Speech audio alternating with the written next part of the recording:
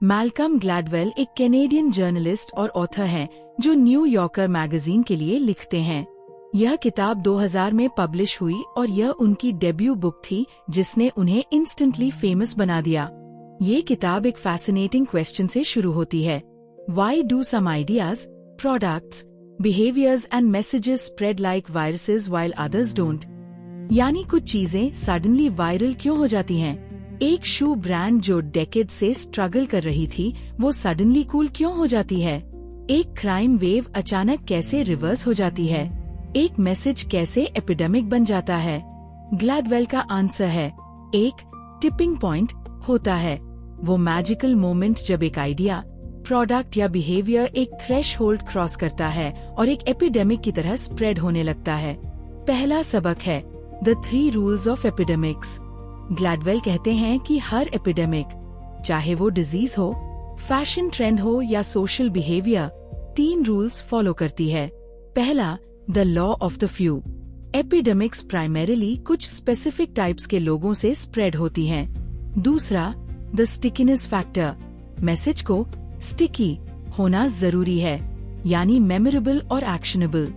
तीसरा, the power of context. Environment और circumstances matter करती हैं। ये तीनों फैक्टर्स मिलकर डिसाइड करते हैं कि कोई आइडिया एपिडेमिक बनेगा या नहीं।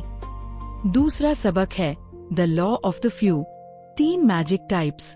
ग्लैडवेल आइडेंटिफाई करते हैं कि एपिडेमिक स्प्रेड करने में 3 स्पेसिफिक टाइप्स के लोग क्रिटिकल रोल प्ले करते हैं।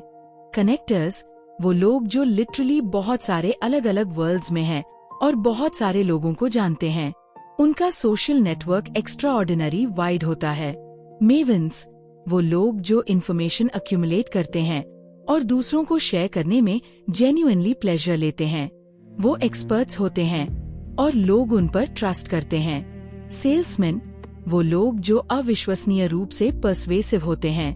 उनके पास एक क्वालिटी होती है जो लोगों को कन्विंस करती है। यह तीनों टाइप्स मिलकर किसी भी आइडिया को एपिडेमिक में कन्वर्ट कर सकते हैं। तीसरा सबक है द स्टिकीनेस फैक्टर। मैसेज को मेमोरेबल बनाओ। ग्लैडवेल कहते हैं कि सिर्फ मैसेज स्प्रेड होना काफी नहीं, मैसेज स्टिक करना जरूरी है। एक फेमस एग्जाम्पल है Sesame Street, children's TV show. इसके क्रिएटर्स ने डिस्कवर किया कि बच्चों का अटेंशन तब एंगेज होती है जब अडल्ट कैरेक्टर्स और मपेट्स इंटरैक्ट करते हैं, सेपरेट नहीं। इस स्मॉल चेंज ने शो को आइकॉनिक बनाया। अनदर एग्जाम्पल, ब्लूज क्लूज, जो सेसमी स्ट्रीट से भी ज्यादा स्टिकी निकला। रेपिटेशन और स्पेसिफिक फॉर्मेट ने उसे इरेजिस्टिबल बनाया।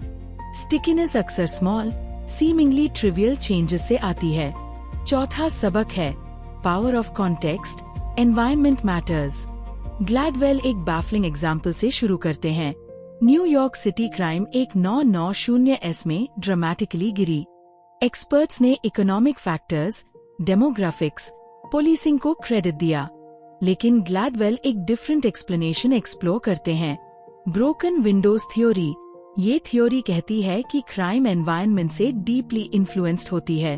जब एक नेबरहुड में ब्रोकन विंडोज हो, ग्राफिटी हो, गार्बेज हो, यह सिग्नल देता है कि यहाँ कोई रूल्स नहीं स्टैंडिंग करता, और यह सिग्नल क्राइम को इनवाइट करता है। जब एनवाईसी ने सबवे ग्राफिटी क्लीन किया और small crimes like fair evasion को सीरियसली लिया, तो क्राइम रेट्स ड्रामेटिकली गिरी।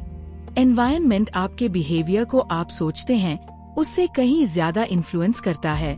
पांचवा सबक है द 150 रूल, डनबर्स नंबर। ग्लैडवेल एक fascinating social science concept introduce करते हैं, डनबर्स नंबर। एंथ्रोपोलॉजिस्ट रॉबिन डनबर ने डिस्कवर किया कि ह्यूमन ब्रेन अप्रोक्सीमेटली 150 पीपल के रिलेशनशिप्स को इफेक्टिवली मेंटेन कर सकता है। इससे ज्यादा और सोशल कोहेजन ब्रेक होने लगती है। गोरे एसोसिएट्स, एक सक्सेसफुल कंपनी, ने यह प्रिंसिपल अप्लाई किया। जब भी किसी ऑफिस में 150 से ज्यादा एम्प्लॉइज होते, वो एक नया बिल्डिंग बनाते। रिजल्ट, एक्स्ट्राऑर्डिनरी कंपनी कल्चर और लो टर्नओवर। 150 एक मैजिक नंबर है जिसके नीचे ग्रुप्स नेचुरली मोर कोहेसिव और इफेक्टिव होते हैं। छठा सबक है हॉश पपीज, अ फैशन एपिडेमिक। किताब में एक फैसिनेटिंग केस स्टडी है, हॉश पपीज शूज। 1994 में ये ब्रांड प्रैक्टिकली डेड थी, सिर्फ 30,000 पेयर्स एन्युअली बिक रही थी। लेकिन सडनली मैनहट्टन के कुछ ट्रेंडी किड्स ने इन्हें वेयर करना शुरू किया, सेकेंड हैंड स्टोर से खरीदकर। कुछ कनेक्टर्स ने इस ट्रेंड को नोटिस किया और स्प्रेड किया। डिजाइनर्स ने इन्हें अपने शोज में फीचर किया। 1995 में हॉश पपीज ने 430,000 पेयर्स बेची। 1996 में 1.7 मिलियन। किसी मार्केटिंग कैंपेन के बिना, सिर्फ वर्ड ऑफ माउथ से एक डेड ब्रांड ओवरनाइट आइकन बन गया। 7वां सबक है, small changes big results. Gladwell की किताब का मोस्ट एम्पावरिंग मैसेज है, आपको एक मैसिव चेंज क्रिएट करने के लिए मैसिव रिसोर्सेज नहीं चाहिए। एक स्मॉल, स्ट्रैटेजिक, टारगेटेड इंटरवेंशन से आप टिपिंग पॉइंट क्रिएट कर सकते हो। राइट पीपल को फाइंड करो, कनेक्टर्स, मेवन्स, सेल्समैन। मैसेज को स्टिकी बनाओ, कॉन्टेक्स्ट को ऑप्टिमाइज करो। Look at the world around you, it may seem like an immovable, implacable place. It is not. With the slightest push, in just the right place, it can be tipped.